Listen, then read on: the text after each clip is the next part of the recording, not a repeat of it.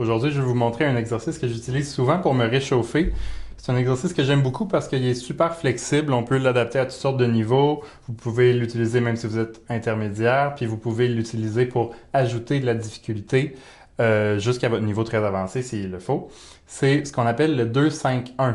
Le 2-5-1, c'est simplement une progression harmonique qui arrive vraiment souvent dans la musique.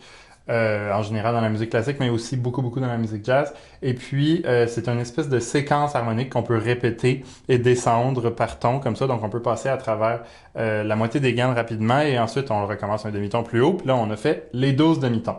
Donc, une progression harmonique 2, 5, 1, si on l'imagine en Do majeur pour commencer. Le deuxième degré de Do majeur, c'est Ré. 5, cinquième degré de Do majeur, c'est Sol. Premier degré de Do majeur, c'est Do.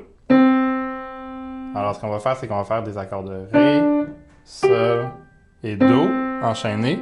Puis ensuite, comme je l'ai dit, on descend d'un ton et on recommence. Donc, on recommence en Si bémol majeur. Deuxième degré de Si bémol majeur, c'est Do.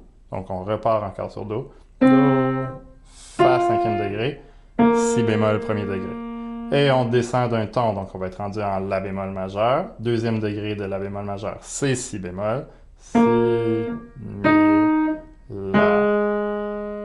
Habituellement, on va l'entendre avec des septièmes. Ça veut dire que dans votre main gauche, si vous jouez seulement la fondamentale de chaque accord, dans la main droite, vous allez jouer des accords à 4 sons, donc des accords avec des septièmes. Ré mineur 7, Sol 7, Do majeur 7. Et on transforme le Do qu'on vient de jouer en Do mineur 7 pour pouvoir recommencer. Do mineur 7, Fa 7, Si bémol majeur 7. Et on continue la séquence.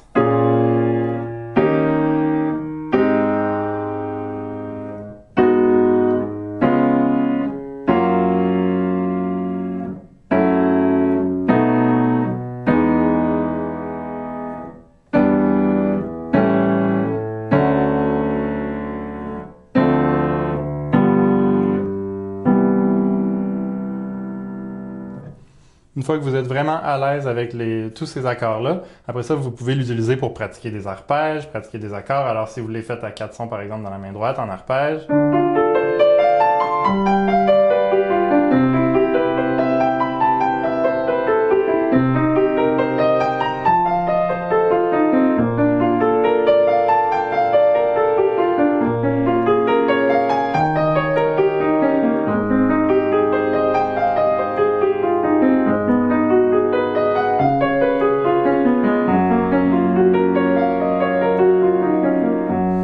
Comme ça. Vous pouvez évidemment les utiliser pour la main gauche aussi.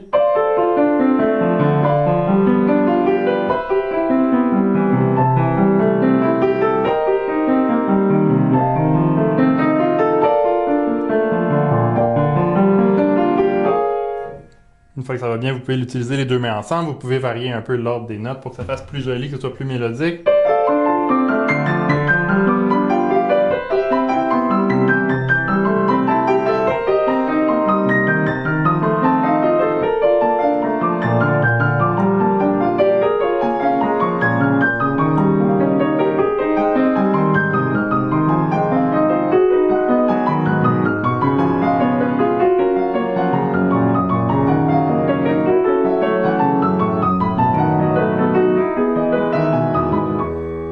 Comme ça. Ensuite, si vous êtes vraiment rendu habitué, au lieu de faire des accords à 4 sons comme des accords 7, où là on répète le Ré qu'on joue à la fondamentale en bas, on le répète à la main droite aussi. Et là, vous pouvez commencer à faire des accords à 5 sons, des accords avec des neuvièmes ou des accords avec des sixièmes dedans. Donc, vous avez monté votre main droite d'une tierce. Vous êtes rendu avec des accords à 5 sons. 1, 2, 3, 4, 5. Donc, Mi, c'est la neuvième de l'accord de Ré.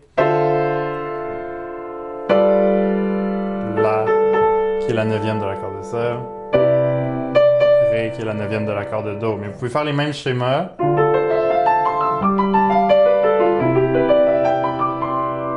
Vous pouvez les faire avec des sixtes en plus.